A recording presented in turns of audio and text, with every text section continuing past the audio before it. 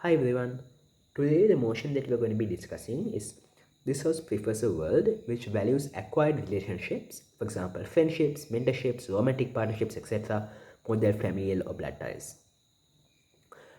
First of all, on prop, we need to first define, set up the debate. What exactly does a world like this look like? Couple of things. One, you can talk about valuing this more would look like you trusting them more. That means you might have more trust in your friends, your partners, romantic partners, mentors, whatever, a bit more than you might have for your family. Two, you can talk about things like investment, how much energy you spend, how much time, money you put into the effort on you put into the relationship, trying to develop it, more of that. Three, you can talk about how will you nurture this, how much you want these relationships to develop, as well. I think fourthly, in a more, this is something that can be advantageous to your case. You can say, in a world where people value acquired relationships, it's a world where people will actually actively seek out these kind of relationships as well.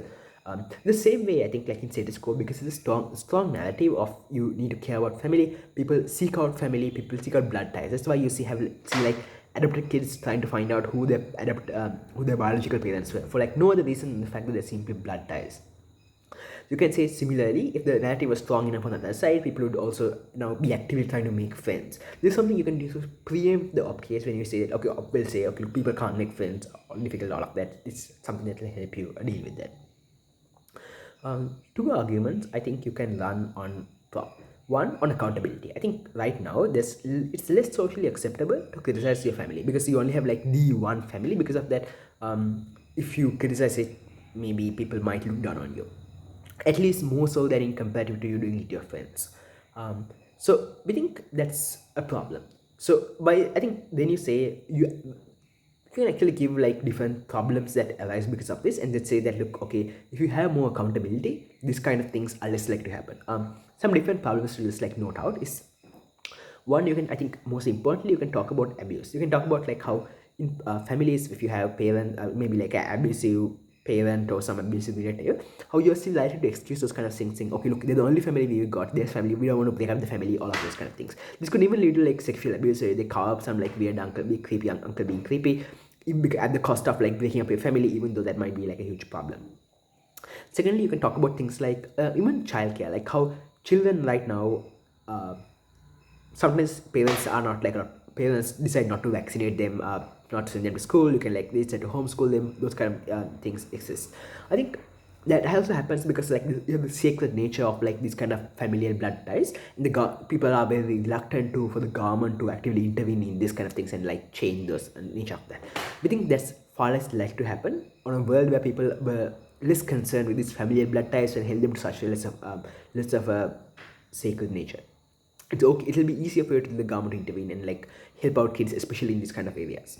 Another issue that you can talk about is generally indoctrination. The reason, I think one main reason is that because people, I think especially children, they value what their parents say to the large extent because of this narrative of like your parents, you should always listen to your parents no matter what. Your parents are like the most trustworthy source ever. So because of those kind of reasons, it's easier for you to become more susceptible to whatever your parents say. You're less likely to question them. I think that becomes the issue later down the line. Uh, but also, I think, lastly, you can also talk about this idea of like parent-child dependency, how those things exist. How, okay, one way is like parents might actually expect the children to like take care of them later down the line because of the familial blood ties. I think this happens more in like Asian countries a bit more, but even so in other countries as well. So you can talk about. I think maybe one way you can talk about is to say how those things are also a bit like to do so because like to happen because now you have because these relationships are valued a bit less, you might not expect such commitment from them. Is also a bit of a good thing. Why do you think? Okay, but also looking at the comparative, why do we think these things are less likely to happen? So the op can say, okay, look, you can now you might have less accountability in acquired relationships. Why is this not the case? We think that because in acquired relationships, simply there's so much supply. There's so many people.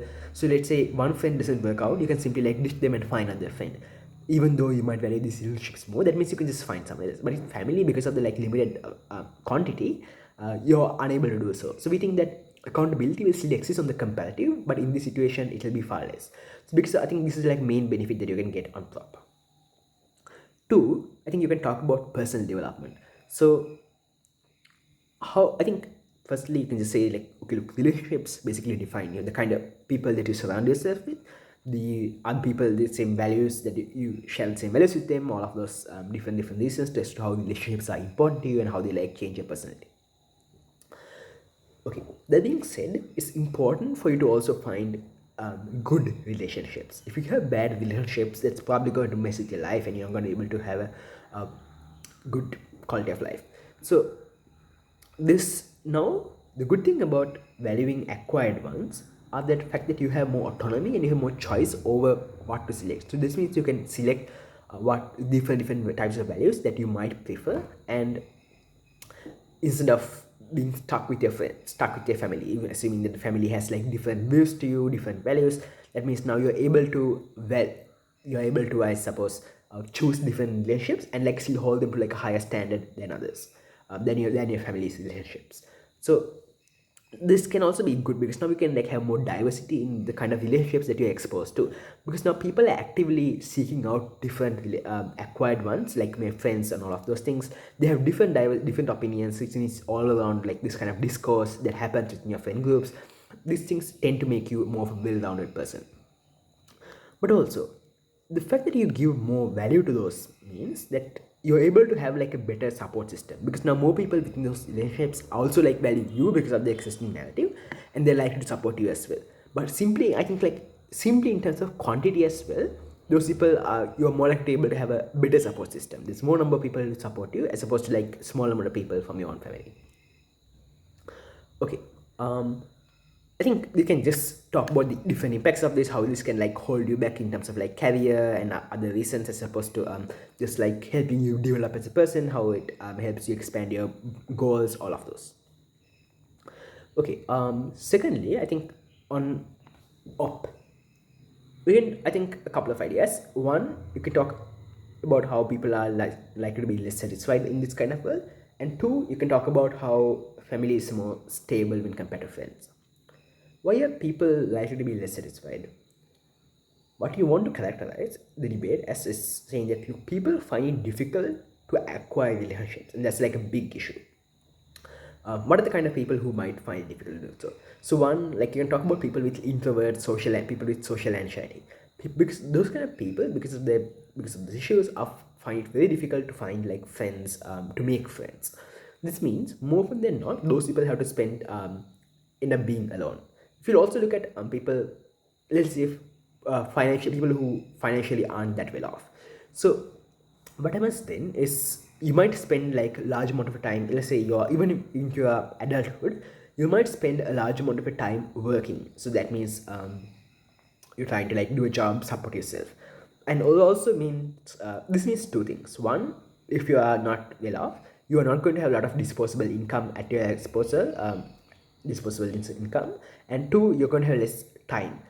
Both of these things are something that's needed for you to acquire a relationship. So very simply, like you can't make friends just by staying at home or by being at work. You have to actively like, and you can't like find someone romantic partner either. You have to spend money to go on dates. You need to have time to go on dates. You have to spend time similarly with friends as well, to meet up, talk with them, to go out for dinner or whatever. So those are reasons that might make it difficult for those people to find acquired relationships as well. And even if you do, it's very difficult for them to develop them to an extent that they can be close enough. I mean, somebody can argue that okay, look, you can find friends at like work, but I would argue that even if you had maybe like some friends, even if you like, because you work all the time, those you're unable to like develop them to any meaningful extent because you don't have other time, maybe time apart from work to work on this. And even so, it's still difficult. But why is this better in terms of friends? Sorry, why is this better? I think like in terms of family. Family, you can talk about how it's easier to maintain for you in general, because of I think like just the fact that you have already known each other because for so long, and because you have like grown up together with family as well, it's much more easier for these people to maintain. Why does this when okay? How does this become a problem?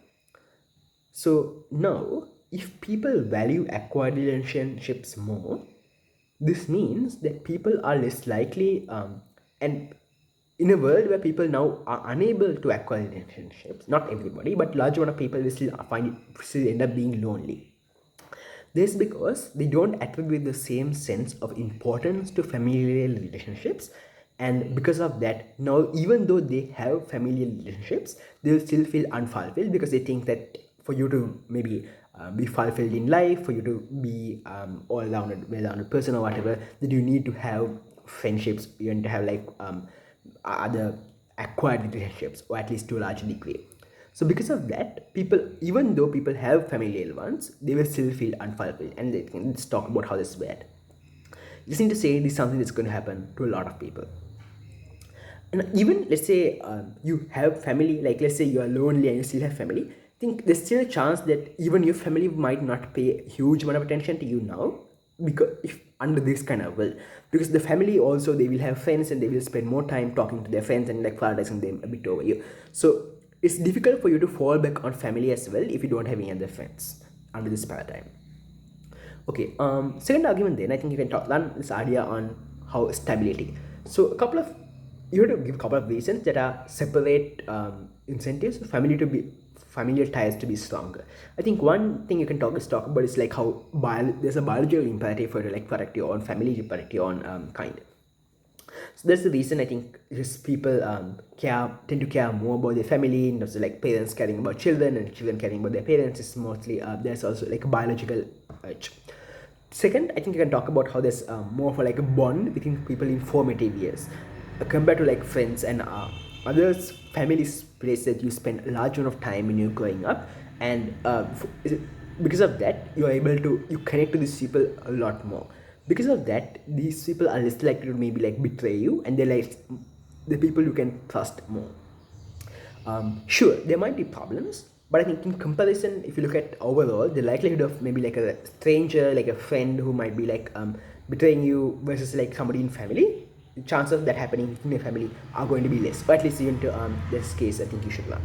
But also, in terms of, because of that, I think like you can run this argument on risk and how it's better for individuals to finally like default on terms of like trusting and like the relying on relationships. If you do so on family, you're more likely to be less likely to be hurt. So I think those are just two ideas I think you can learn on op.